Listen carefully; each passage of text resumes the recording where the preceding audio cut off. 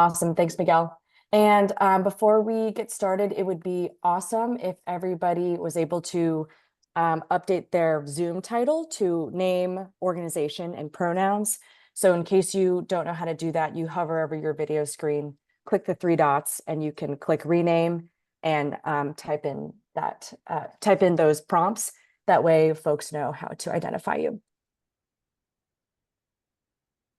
Great. So I wanted to set up our workshop up top and run through our agenda and some of the objectives we have for the workshop today. So first, we're going to kick off today's workshop with a check-in activity, then move into breakout rooms where we will host project clinics in smaller groups. Then we'll have a quick break, and then we'll transition into a fireside chat with one of our faculty members, Jason. I don't know if you can see Jason's video, but feel free to give a wave, Jason. Then at the very end, we will run through group announcements and reminders and talk through everybody's next steps to prepare for the next workshop in September. And a few objectives that I wanted to cover for all of us today. First, our last group workshop and our one-on-ones have focused a lot on direct pay. So wanted to use a chunk of today's workshop to review some of those eligibility requirements that folks might still be a little fuzzy or confused about, to double down on your understanding of those requirements and concepts.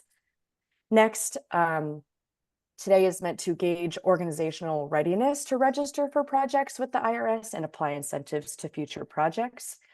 And a big purpose of today is to have time for peer-to-peer networking and learning so that we can learn about each other's best practices and lessons learned. And then finally, with our fireside chat with Jason, really want to build upon your existing knowledge and talk through Jason's experience and his work with Giraffe Financial to dive further into project nuances, and some of those include terms with contractors that you're probably working with on your projects and how to mitigate risk in your projects. So we will get into that in the last 30 minutes of our 90-minute workshop today. So without further ado, I'll turn it over to Miguel to kick us off with our check-in activity. Thanks, Jasmine. Hey, everyone. Great to see you all this afternoon. If you don't remember me from last time, Miguel Moravic, he, him, helping facilitate today's workshop.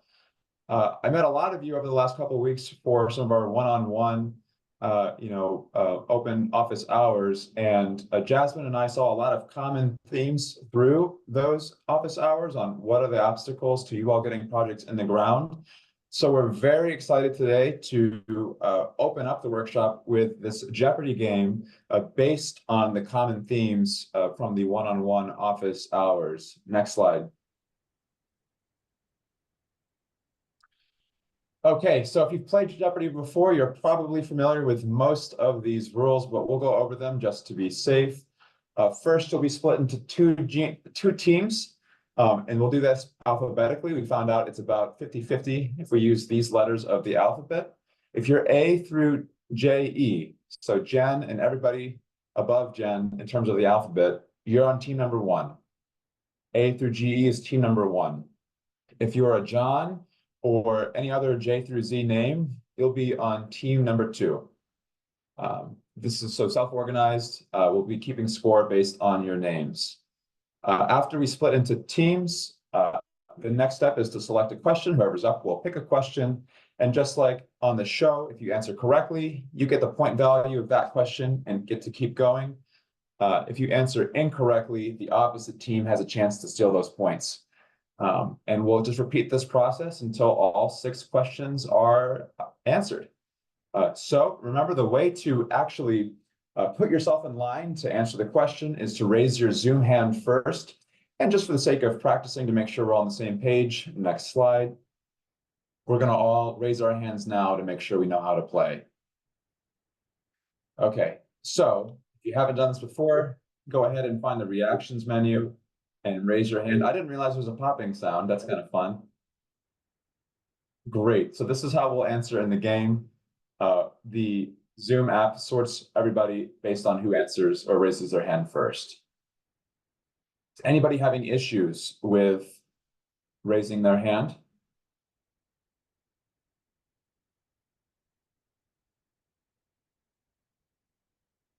Okay, seems straightforward to me. I'm gonna put my hand down and we'll go ahead and start Jeopardy. Great, Miguel, I'll pass the screen share off to you. Thanks, Jasmine.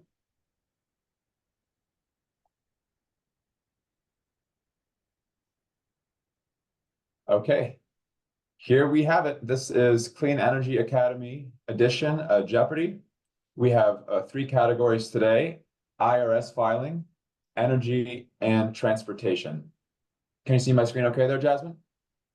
Yep.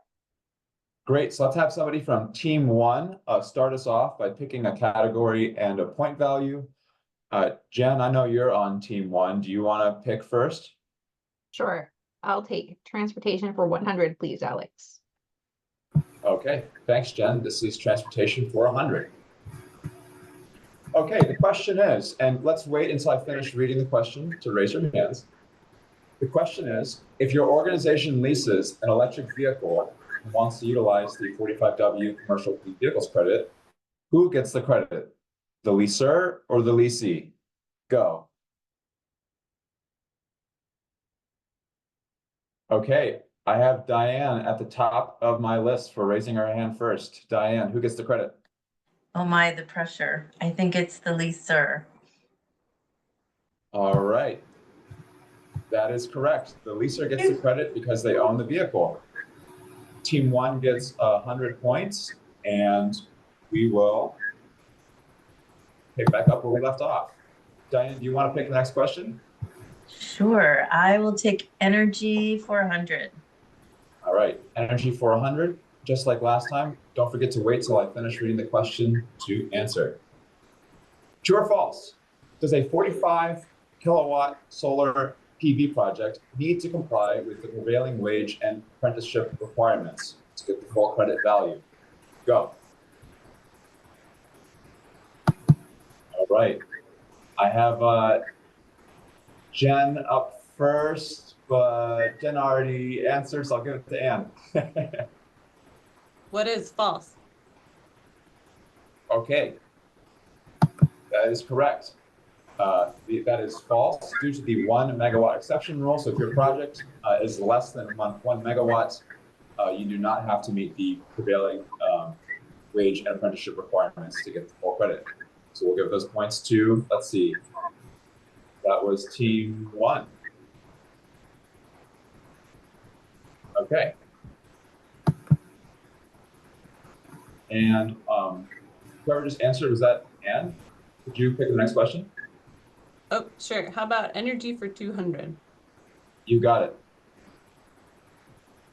Okay, energy for 200. You have a $100,000 solar PV project. You receive an $80,000 grant that is solely designated for this project. What is the maximum direct pay amount that you can qualify for, assuming you meet all base requirements? Go. I'll give it to Patrick, even though it was a little early. Patrick, what's the answer here? What is 20,000? That is correct. What is $20,000? And this is due to the no excess benefit rule. So even though the maximum credit value for this project would be $30,000, because you have a grant solely designated for this project already up to 80, you take the difference and you can only receive up to $20,000. That applies to all projects that qualify for direct pay. Okay, Patrick keeping team 2 alive. They'll get 200 points. And Patrick, why don't you pick the next question too? IRS filing for 100. All right, IRS filing for 100. Remember, wait to raise your hand until I finish the question and say go.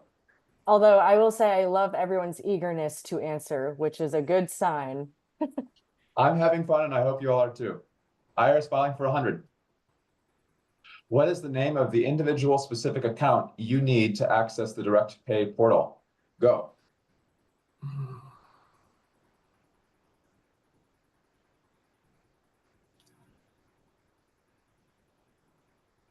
Anybody in finance here? Oh, wow. Okay. Oh, Anna. Yes. Not sure, but is it sam.gov? So sam.gov is where you go to look up the prevailing wage and apprenticeship requirements. That's a very good answer. It is not the answer for this question, though. Okay.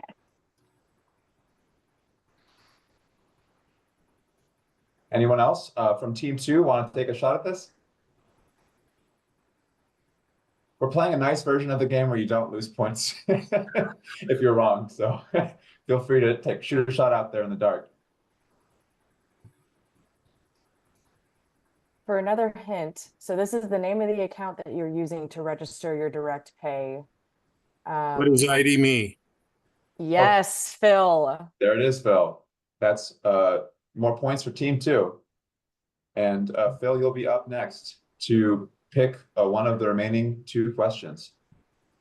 IRS filings for 200. All right.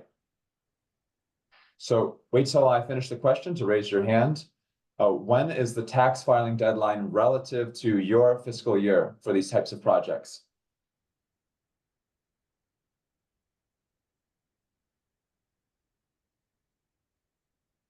All right, Terry, what do you got?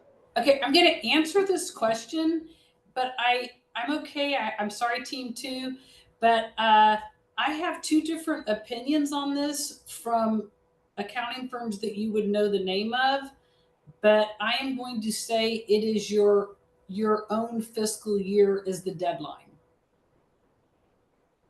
And I will say, I think that's good because I've had 2 bold letter names give me different answers, but I'm going to go for you use your own year end. Okay, I'll let Jasmine be the arbiter on that question. I know what we wrote. What do you think, Jasmine? Should we give Anna an opportunity to answer as well? Yeah, Terry, I guess let me clarify. So this deadline is when do you need to submit your 990T relative to your fiscal year ending? So how much time do you have? Okay. Do you know the answer? I think that's a little more complicated too, because you can file an extension and it still counts. That's what we've been told. That's where Yes. that's what I'm being gray about. Like, I'm okay not taking it, right? But I want to say that this is an area of conflict that I'm getting from major accounting firms, right? 2 specific that are experts in this area that giving me 2 different answers. So that's where I am with it. I'm glad we're bringing it up because this theme did come up a lot, so that's why we included it as a question. I'm going to give Anne the chance to potentially steal it, and we'll all come together as a group and have a best answer. So, Anne, what do you think? What is your answer to this question? Well, I was going to say 90 days after the end of your fiscal year, unless you file an extension, but also it depends what tax year you're filing on, and you can choose if you want it to be your fiscal year or the calendar year. Okay. And the only thing I'd say Yes. is too, that we were told too, that we could go back the first year and get stuff beyond that year as well by the more aggressive tax expert. Does that make sense? Like that for the first year, the deadline didn't matter, that we could go pick up stuff that came within our filing year. Absolutely. This is a nuanced topic. I'm going to what we put down was 4.5 months after your fiscal year, and Terry, you're totally right. You can file an extension upon request to the IRS. So So it's 4.5 months. Is that 90 days? No, I was wrong. But you really can choose what year you want to file on. You can choose fiscal year or calendar year if you've That's never right. filed before. So. All right, Yeah. Jasmine, what do you think on points here? Should we call this one a draw? I think call it a draw. Yeah, you're both right that you at least just for these registrations so far, because the IRS knows that some folks are on a July 1, a lot of you are on a July 1 to June 30th fiscal year. Others are on a January to December. So there is a way to, if the IRS has indicated to you that you cannot change, but The common recommendation and requirement that we've seen is after your fiscal year ends, you have 4.5 months to submit that 990T, and you have an option to go past that. So for example, if your fiscal year ends June 30th, your filing would be due November 15th. And if you request a 6-month extension, then you are pushed out to May 15th of the following year. But yes, if you are adjusting your tax year, then your main priority is to make sure that all the accounting matches up internally and externally with IRS. I might tap in Jason really quick to color in on this question in case he has seen this in his experience. Yes, and I hate to be like nitpicking on nuances here, but and what I'll do in a second is I'll just flag the actual IRS frequently asked questions on this. My impression is for direct pay, the way I understand it, you actually get the 5 months after your filing deadline. So let's just say, for example, it was a calendar year. So let's say your tax year was your calendar year and you ended December 31st. Your filing would be May 15th. And I'll pull up the IRS frequently asked questions on this. Another example would be for folks on this line who might have a fiscal year. Your fiscal year ends June 30th. You go to a November 15th deadline. But I do agree that there's like a choice you make for the first time. If you've never filed your taxes before, you get to kind of have a fun opportunity, kind of like a Jeopardy style choice of, do you want to file for your first return on a calendar year basis or a fiscal year basis? And you really have the discretion to choose. The way that you can think about why you'd want to do one or the other, let's say you had a whole bunch of infrastructure that you deployed in the first half of calendar year 2023 from January to June, that might not actually be included in your your first fiscal year. So you would kind of lose those credits if you didn't take advantage of the calendar year filing. So the IRS basically gives you the choice. They say, okay, normally you keep your books on a fiscal year basis, but if it's advantageous for you to shift to a calendar year basis for this first year of filing, you can actually go ahead and do that. The one kind of requirement is you keep adequate books. So you just need to kind of show the IRS if they ever ask that, yes, we're doing fiscal year accounting for our own books. We're doing a calendar year annual tax return filing. Here's how we reconcile all of the numbers. So they give you that option. If you wanted to, in theory, you could do the calendar year filing for 2023. And then to make life easier for you on a going forward basis, you can shift back to a fiscal year filing for your subsequent years. So it's kind of like it gives you that one pressure release valve to make sure that you don't lose the opportunity to take advantage of your front half 2023s. So like I said, I'll get you the specific IRS frequently asked question on this, but it's unfortunately, I'm not surprised that this came up as a Jeopardy question because this is confusing, understanding exactly when to file. Thanks, Jason. Yeah, and I know we've already had conversations with folks in this room about their deadline. So this is simply a review. I don't want this question to confuse anyone further because we've already clarified that in our one-on-ones. But yes, Jason, thanks for filling in the detail.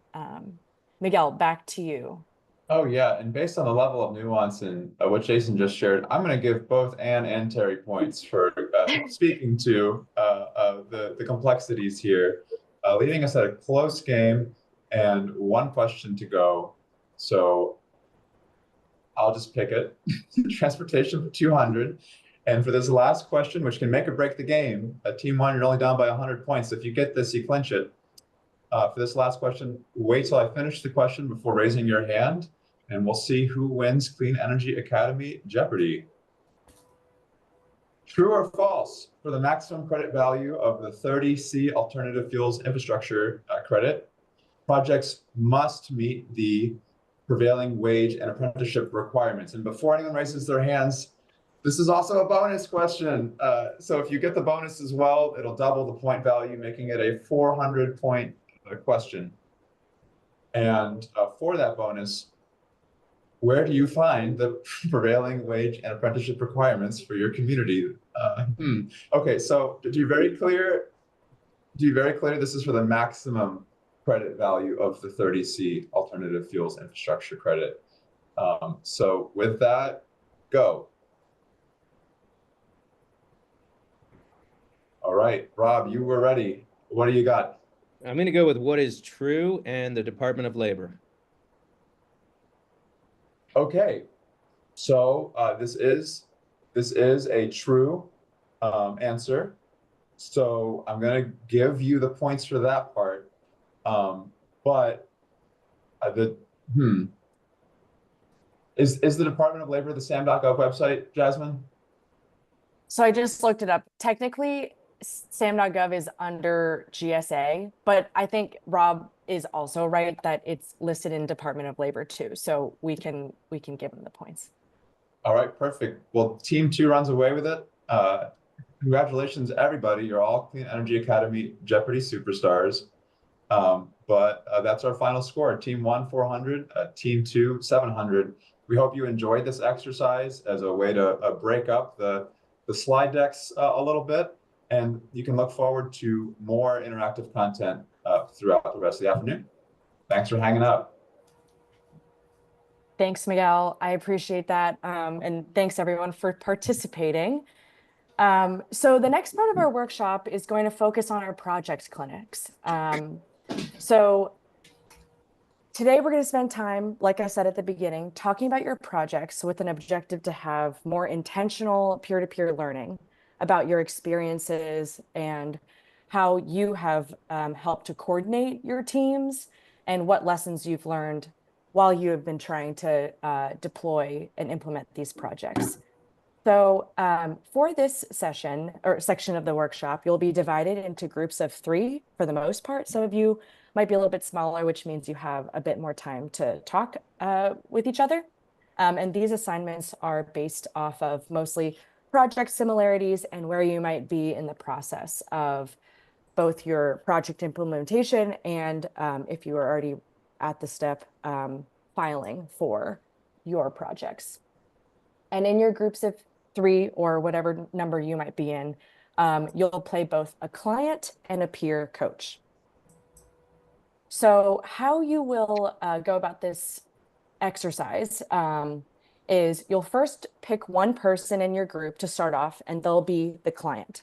The client will have 3 to 4 minutes to talk about, 1, introducing themselves, their organizations, and the projects that qualify for these federal incentives.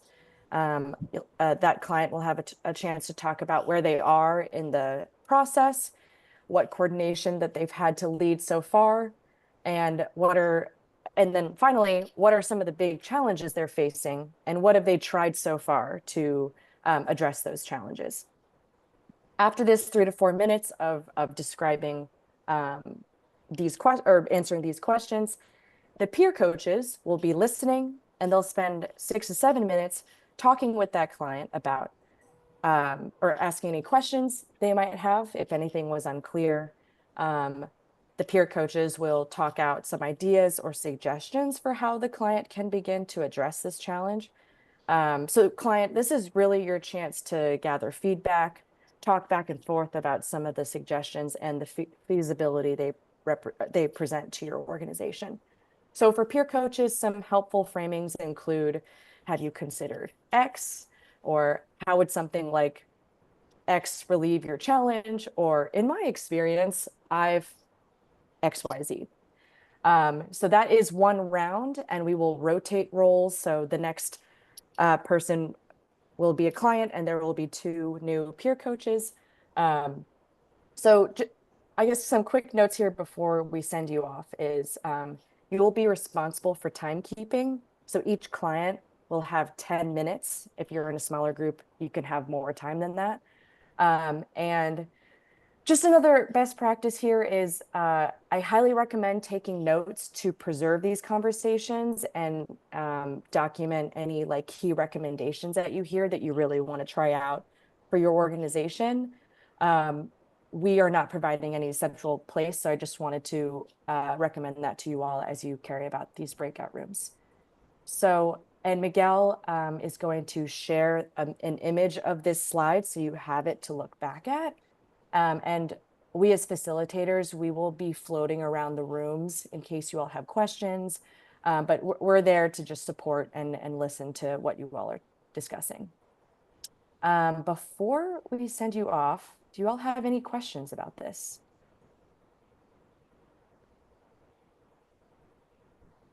Great, I don't see any. So Miguel, feel free to drop the image in the chat before they head out.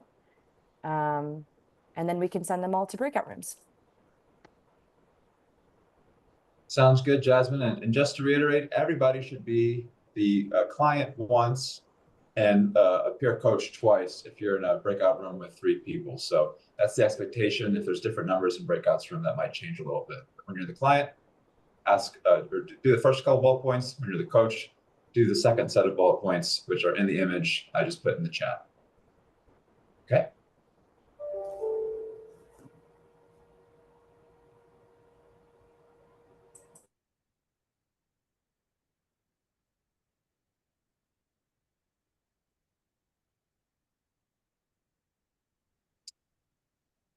Thanks, Maddie, for pushing the go button on the breakout rooms. If you're not seeing the breakout room invitation, let us know and we'll assign you to a breakout room.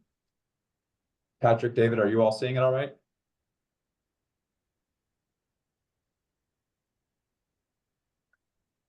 Oh, great. Okay. Good. And I think we can pause recording for now so that it doesn't record anything in the main room. Awesome. Welcome back, everybody. I think that we have everyone back. So we have a break coming up, but I hope that the breakout discussions were helpful to gather feedback and talk about your projects and some of the nuances, because as we've learned, there's a lot to dig into, lots of I's to dot, lots of T's to cross. So I wanted to ask if one group wanted to share what they had discussed in their breakout discussion. If there was anything of note or something important that you wanted to elevate to the bigger group.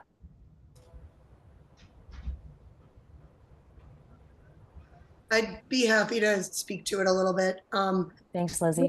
Really helpful in our group. We were talking about specifically about the bonus credits and like approaching the application for that. And somebody in our group actually let us know that there are HUD, Housing and Urban Development, has videos on how to actually utilize the bonus credits for affordable housing and low-income housing. So that was incredibly helpful for me. So thank you, Dulcie. Thanks, Lizzie. And thanks, Dulcie, for sharing that resource. John, go ahead. Yeah, I'll just share with everyone. It's actually a hiccup we ran into and points out the real importance of having your finance folks at the table in doing this, if you haven't already. We had our controller leave, and that individual had the ID.me account, which means that we are a bit stymied. And the IRS is helping us. We'll get through it. But it would have been nice if we had someone at the finance office who was right on top of it. So if they're not part of your team, make sure they are, because when it comes time to file, they're critical. Could I just feedback on that? Like, I think that is a theme that I heard from both of the ones in our group too.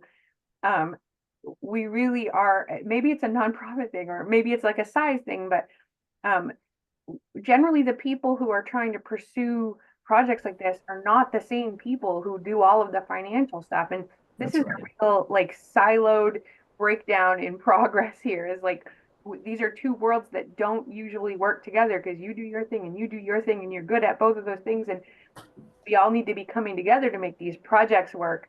And there's just no model for that. At my organization, there doesn't seem to be one. And so we're trying to build that from scratch right now. Thanks, Jen. Yeah, I think it speaks to the importance of getting ready early and touching base with those team members to know what they might be expected to do. Because I imagine for a project start date or the documents they have to gather, they probably aren't looking at that all the time, or those types of documents all the time. So what we really like to encourage is just early coordination and putting this on everyone's radar, or everyone that's relevant's radar. Cyrus, go ahead. And then you might be the last comment before we roll into break.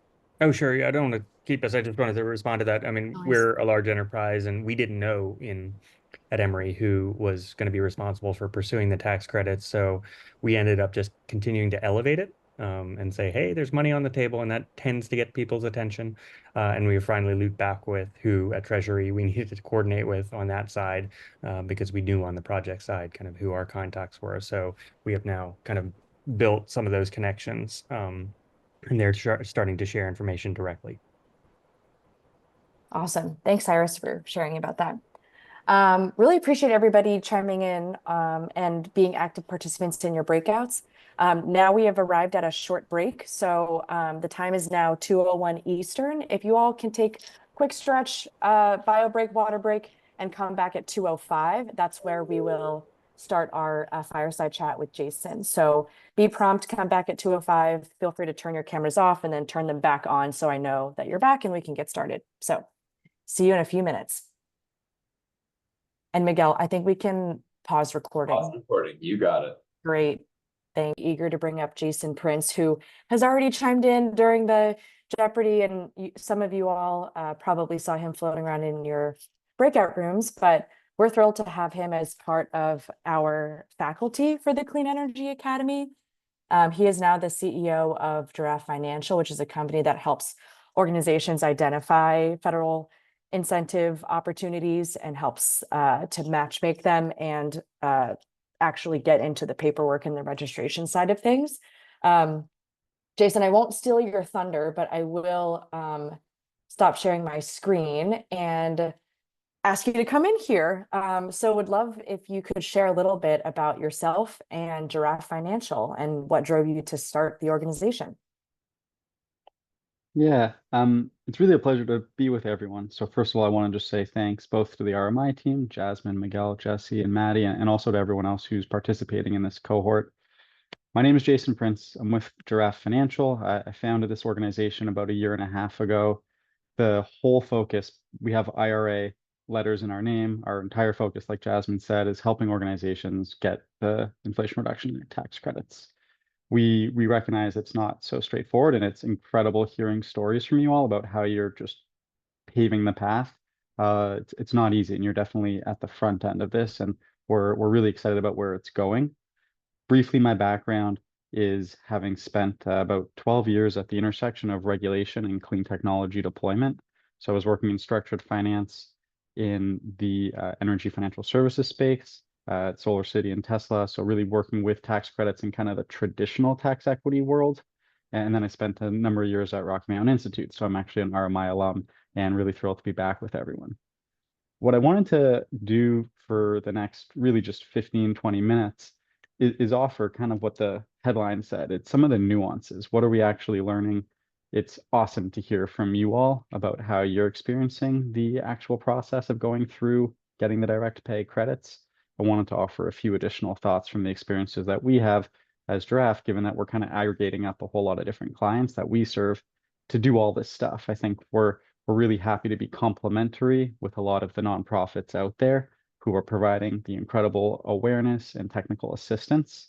The way that I like to think about this is a lot of these organizations help kind of bring the horse to water, so to speak, and then Giraffe can kind of help with mixed metaphors, make the horse drink the water. We can actually do the paperwork. We'll do the pre-filing registration, do the data collection, prepare and file tax forms on your behalf. So we're trying to kind of be that complementary group. In an example, we're working with Lawyers for Good Governance. They're partnered with us on a work we're doing in the state of Washington, for example, to help organizations within Washington do that. The few categories that I wanted to cover today, the first one relates to lessons learned from the pre-filing registration process, which we spent a fair bit of time talking about earlier on. I have a few points that I want to throw out there. The first just relates to the status. I don't know if folks have gone to the portal recently, but I just wanted to provide a heads up that they did put, given backlog and processing 2023 credits, they put a update on the website that says they're no longer actually accepting new registrations for 2024 credits. This is just a temporary thing. I've actually had an opportunity to speak to the IRS about it, and they just mentioned that given kind of tax timing, they needed to, from bandwidth constraints, stop accepting new registrations while they process the 2023 registrations. They mentioned that they expect the portal will be open again to take new 2024 applications sometime in September. So it's really just a stopgap. It should be updated within a few weeks. So that's the first piece on status. The second piece as it relates to the pre-filing portal is active management. And what I mean by this is, yes, they are apparently, supposed to be handling applications on a first in, first out basis. So really, the sooner you can get all of your paperwork together and complete your pre-filing submission, the better, because as much as they tell you to get that 120-day window where you have to actually complete your pre-filing submission 120 days at least before you're going to plan to do your filing. The idea is the sooner you can do that, the better. We're seeing instances where the IRS is coming back and asking for comments. And so you really don't want to leave it until the last minute. But in addition, one thing I want to flag for you is, I live in New York City, so for me, this is another metaphor that comes up on the animal kingdom, but it's kind of the cockroach problem, which is there have been a few instances we've seen where even though we submitted a pre-filing registration for an organization and waited what we would expect the timeline to be for it to go from pending to actually awaiting assignment and then under review, the status wasn't getting updated. And so in those situations, we've been able to reach out to the IRS through the website that they actually are quite responsive to. In that email inbox they monitor, they asked what the problem was, and they said, oh yeah, we just had this slip through the cracks. So it was an application that was submitted months ago. It wasn't really moving forward, even though submissions that we had put forward later, it was like June, we'd submitted something, nothing happened. Whereas July, we submitted something and it already moved through the status update. So the point here is active management. I think there's probably some situations, if it happened to us once, it's going to be happening to a lot of people. So make sure that you're checking. And if you're not seeing the statuses get updated after a few weeks, I would say, squeaky wheel gets the oil, reach out to the IRS and make sure that they're aware of it. The other thing that I can note is the way that the portal is set up, they have this option to set your email notifications. So anytime there's a change of status, you receive an email, but it's actually a defaults to no. So you have to opt in to get those email notifications. And I would really encourage you to do so you can keep aware of what's going on. The last piece on pre-filing registration that I want to highlight is discretion with what documents you upload. And in this situation, what I would really suggest is less is more. If you think about who's on the other side from the IRS side, that's actually reviewing these applications. They're not tax accountants. They're not people who really want to go through an exercise of, a scavenger hunt to understand things. You want to give them kind of, I'm Canadian. And so the way I think about this is when I come across the border and I talk to border control and they're asking you questions at customs, just say exactly what they're asking you. Don't say anything else. And so I think with the IRS pre-filing registration portal, it's the same thing. I've heard stories of people who've submitted 9, 10 documents and they just never had any change in status, or they had someone come back and ask for more information because they were confused. So think about the person on the other side being able to really quickly see the supporting documentations that you provided and give it a check to just move it forward. For example, if you have things like a contract that you feel like you need to submit as proof of ownership, I wouldn't submit a 10, 15-page contract. I would take an extract of the key pieces, or I would highlight for the reviewer what you really need them to understand as the operative piece of information, so they don't have to go through and dig. And you really don't want to give them reasons to have to ask you questions. So to really streamline the pre-filing process, I would say less is more. Provide just the minimum that they ask for in terms of proof of ownership, things like permits.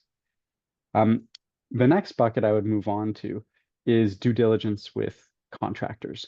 And I actually saw a comment earlier from Aaron who preempted this, which is fantastic. I think we're all kind of going through together a lot of the same challenges. There's a few pieces to this. So this is less about like pre-filing and more just about the calculation of how much tax credit you can get. Now we're all familiar, it seems like, with prevailing wage and apprenticeship. Those Jeopardy questions were fun to see. You can quintuple the value, so it's worth going after. A few kind of gotchas, so to speak. One thing that came up was one of our clients had a discussion with their contractor who said that their contractor was aware of prevailing wage and apprenticeship rules and was going to comply. Giraffe, our job is to collect all the documents and validate them to ensure that the company that we're serving feels comfortable they're getting the right amount and the maximum value of credits. And what's happened a few times is the contractors say, yeah, we're paying prevailing wages. But when we look up the wage determinations, they're actually not pulled from the one database which you need to pull from, which is the sam.gov website. And that's the federal determination of the wages for the specific trade code and jurisdiction.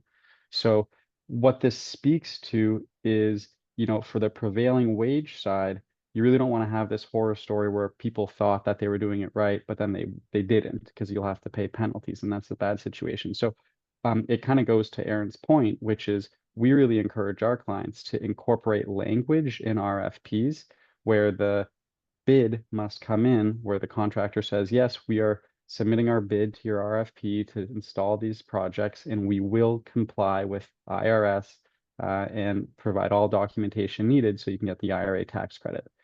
It's really nice to have that explicit in the contract. And I think what we should do afterwards is try to provide you all some language. What we use for our clients, we could probably try to just share with this cohort.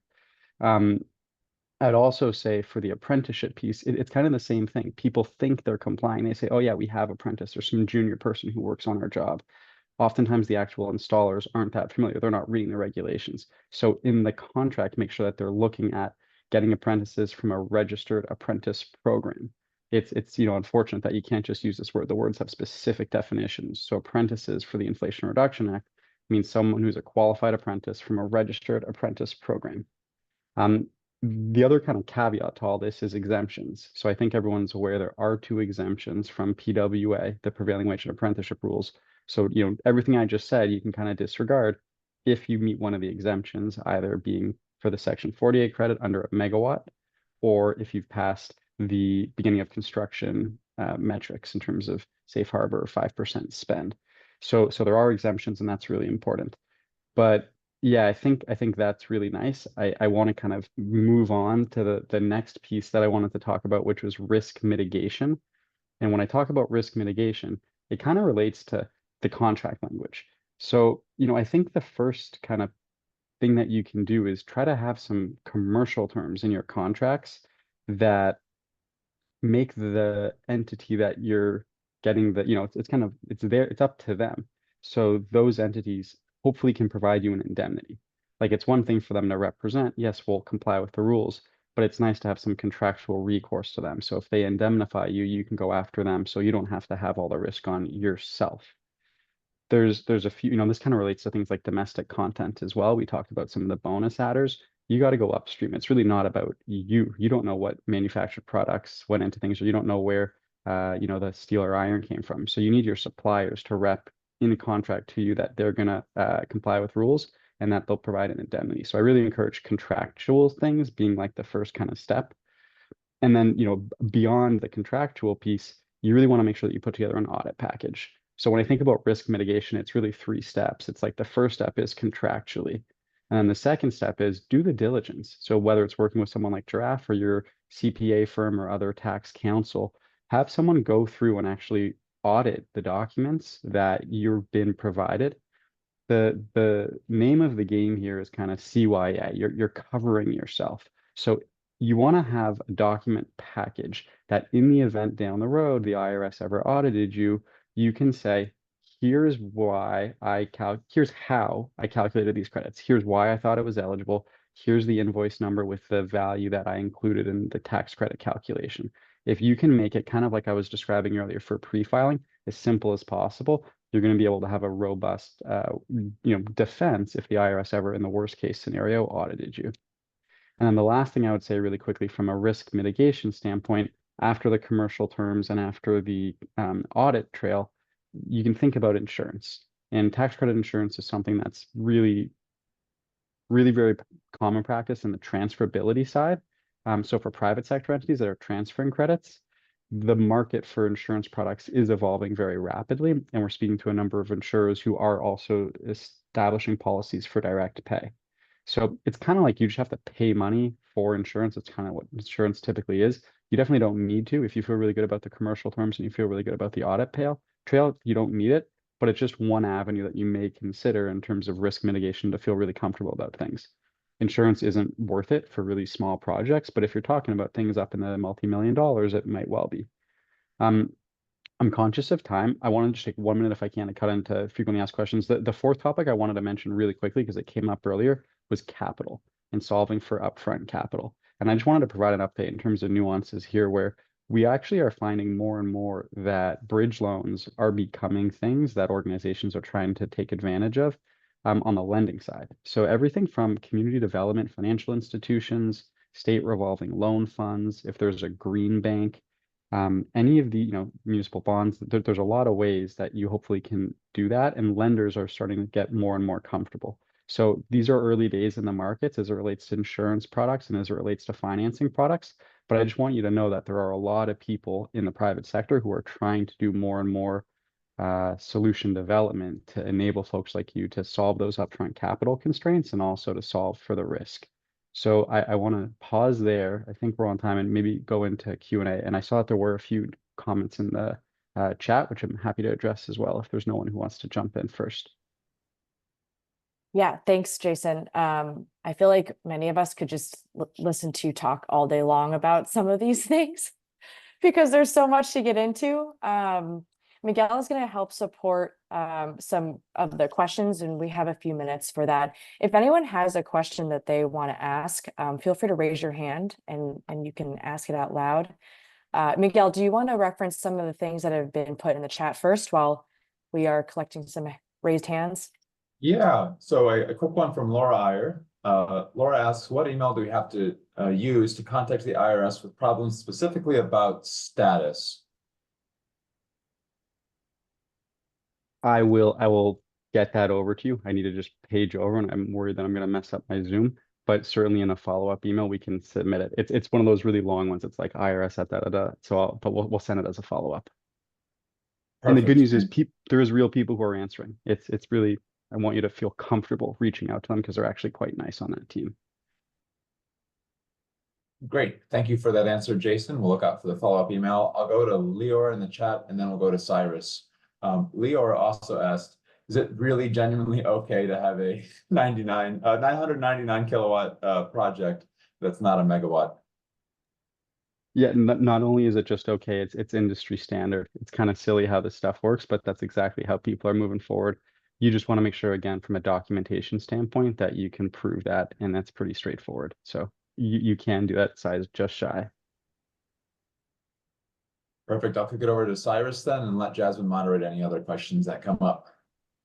Yeah. Thanks, Miguel, and thanks, Jason.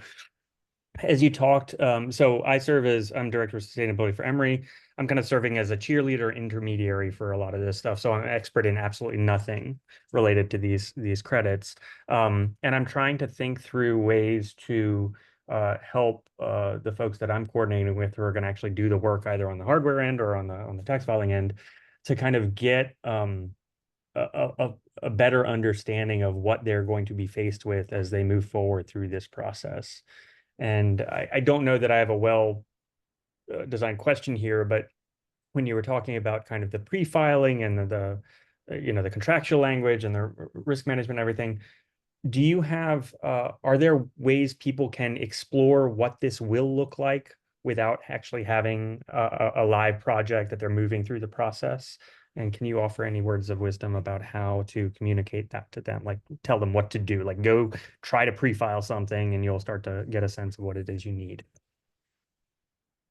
Yeah, well, I love that question. I think so. I have two thoughts. The first is as a cheerleader of this cohort, I feel like you're in the right place and being able to relay from what you're hearing, actual practical in the weeds case studies from your cohort members is probably the best thing that you can do in showing people like, here's an example.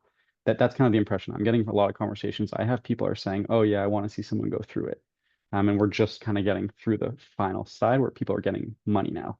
On the last conversation that I joined in this cohort, I thought it was really nice to have a case study speaker, Kathy from, it was Dane County, I think, who had gone through it all. So that's kind of the first thing in my mind, Cyrus, is like you're in the right place getting those case studies.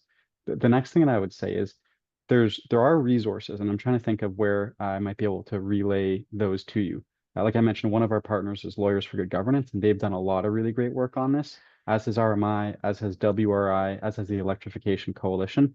I don't know that I'm trying to think of a resource I could point you to that has kind of like a soup to nuts. Here's the entire work flow from starting to submit through getting the actual cash in the door. That might be a resource that can be developed. I think it would be really helpful.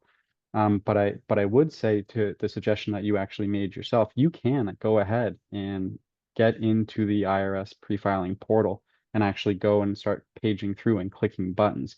You just don't want to hit submit. But throughout the portal process, you can kind of save your status and get a feel for what are the questions being asked. There are some good resources, specifically for the pre-filing registration process. There's a user guide that the IRS actually put out that does kind of walk you through step by step what's needed. And so I can certainly also, in addition to the IRS email, provide that user guide, which has, at least for the pre-filing. But I think it's, narrow in scope to pre-filing. What I think you want to understand is, tax filing deadline, tax form prep as well. And we have seen some other good resources on, the annotated tax forms. So I can try to get back to you on that. Thank you. And uplifting Laura's great suggestion. Somebody needs to make a video game out of this. Thanks, Cyrus, for your question. Jason, I think we'll throw one more to you and then we'll transition towards closing. Justin asked in the chat, is the only tax credit we should focus on post-project completion the 179D, or are there others and any before, during the project work being done? Oh, and you're muted. Apologies.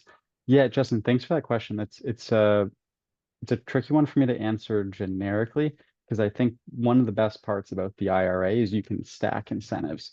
And so when I read your question here, I'm just not entirely sure. Like, I want to have more details on like what is the project, where are you located? There might be, in addition to 179D, other things that you can take advantage of that go in combination. So I'm sorry, I can't give you a generic answer, but I'd certainly be happy to chat offline to identify if there are any additional incentives you can stack. Awesome. Thanks, Jason. And Justin, we can connect you both offline, but I definitely have some thoughts for your question based off of what we've discussed. With the time remaining, well, Jason, I wanted to thank you for coming to speak your wisdom and be a resource to our cohort. And if any folks have other questions, and thanks for the virtual applause, Terry and Cyrus. If other folks have questions, I'd be happy to help connect you with Jason, because he has seen a lot of work and registrations in his time with Giraffe Financial. And, Jason, we want to keep leaning on you for your expertise. So we're happy to have you around. Great. Okay, so I will now kick it off to Miguel to share some group announcements before we peel off for the day. And these will be lightning announcements since we're almost at the half hour. So thank you all for coming out. We are now wrapping up the peer-to-peer, highly engaging workshop that we just finished. Next up for September, next slide, we're going to be talking about new green financing solutions from the Greenhouse Gas Reduction Fund. That's one of the biggest pots of money, actually, from the Inflation Reduction Act, $27 billion of low-cost capital that can help you fund projects and keep things moving. Next slide. In addition to the next workshop, the GRF workshop, we'll also have another round of optional office hours using the same or new Calendly links that we'll send you for easy scheduling. So watch out for the email link to our Calendly if you would like to talk to us or our faculty further about obstacles you're facing. Next slide. And what I've really seen today is that we've just gotten the conversation started. There's so much more to follow up on. So based on your feedback from the one-on-ones, we now have a Clean Energy Academy Slack group You can see there are several different threads or sort of sub-conversations that you'll be able to ask anybody here questions about, and also peep new funding news and announcements. So those were the lightning announcements. I'll kick it back to Jasmine. Thanks, everyone. Thanks, Miguel. So wrapping us up, wanted to highlight next steps for us as your program management team, and then next steps for you all. So things that we will do in the following days after this workshop is we will share the office hours Calendly link in case you want to schedule time with us to chat. We will also send a poll to figure out the best timing for our September group workshop, which will focus on the financing options and solutions that Miguel just referred to. And we will send an invitation to the Slack group. So if you have any trouble with any of those, accessing any of those once we send it out, let us know and we can figure it out. And then your next steps are to fill out that workshop poll, prepare any questions for green financing, which I know has partially come up, partially come up in our one-on-ones. If you want to take advantage of office hours, schedule those with us. And then importantly, I wanted to note that if your organization has a November 15th filing deadline, start to coordinate, if you haven't already, with your team to ensure that registration is going to move along a good pace to get it all done by November 15th. So I just wanted to call that out for some of you who have completed projects in your fiscal year that ended June 30th. So just wanted to include a friendly reminder for folks that that relate to this deadline. So with that, we've come to the end and we're a minute over. So I wanted to thank all of you for coming. Hope that this workshop was helpful. And if you have any questions, as always, feel free to reach out to myself or Miguel. But have a great rest of the week, or yeah, start to the week, rest of your week, and we'll talk soon. Thank you. Thank you. Thanks, everybody.